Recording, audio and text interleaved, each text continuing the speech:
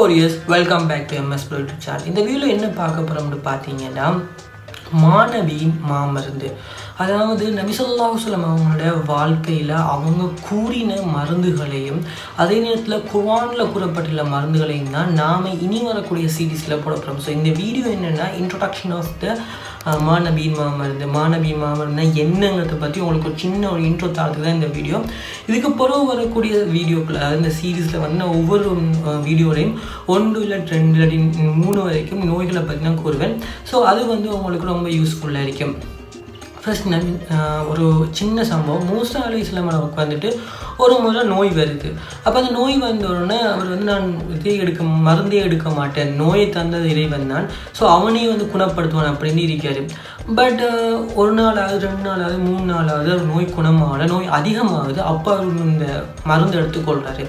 எடுத்துட்டு உடனே அவருக்கு நோய் குணமாகுது. அப்போ அல்லாஹ்ட்ட துஆ கேட்குறாரு, யா அல்லாஹ், நான் வந்து உன்னுடைய அடியான் இருக்கேன், இருந்தும் நீ ஏன் எனக்கு நோயை குணப்படுத்தலை? அப்போ அல்லாஹ் சொல்கிறான், என்னுடைய அடியான் என்பவன் என்னுடைய வார்த்தைகளை கேட்கக்கூடியவன், நான் சொல்லிக்கிறேன் நோய் வந்தால் அதுக்கு நீங்கள் மருந்துடுங்க அப்படின்னு சொல்லிக்கன்று சொல்கிறாரு.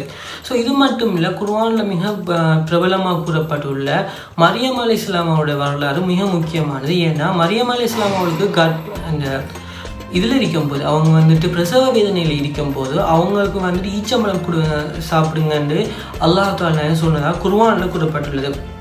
ஸோ நம்மளுக்கு நோய் வரும்போது அதுக்கான உரிய முறையான மருத்துவத்தை எடுத்துக்கொள்ளணும் அப்படிங்கிறத வந்து இஸ்லாம் வந்து ரொம்ப தெளிவாகவே கூறப்பட்டுள்ளது. குர்ஆனில் மட்டும் இல்லை, ஹதீஸ்லேயும் பல்வேறு இடங்களில் கூறப்பட்டுள்ளது. ஸோ நம்ம என்ன பண்ண போகிறோம்னா, நபி ஸல்லல்லாஹு அலைஹி வஸல்லம் அவங்க கூறிய மருந்துகளை பற்றியும் குர்ஆனில் கூறப்பட்டுள்ள மருந்துகளை பற்றியும் தான் இந்த சீரீஸில் வந்துட்டு உங்களுக்கு நான் ஒவ்வொரு வீடியோவும் சொல்ல போகிறேன். அண்ட் கைஸ், மிக முக்கியமான விஷயம் என்ன, இன்றைக்கி இருக்கிற மாடர்ன் மெடிசன் வந்து ரொம்பவே அட்வான்ஸாக இருக்குது. ஸோ இந்த மானவி மாமருந்தில் வந்துட்டு நான் வந்து உணவுகளை பற்றி தான், அதாவது நீங்கள் எடுக்கக்கூடிய உணவுகளை வச்சு தான் இந்த நோயை குணப்படுறதுக்கு சொல்வேன். ஸோ சப்போஸ் நீங்கள் இதை சாப்பிடும்போதோ இல்லை இதை நீங்கள் வந்துட்டு இதை யூஸ் பண்ணும்போது ஏதாவது உங்களுக்கு சைட் எஃபெக்ட் வந்தீங்கன்னா உடனடியாக ஸ்டாப் பண்ணிட்டு பக்கத்து டாக்டர்ஸை போய் மீட் பண்ணுங்கள்.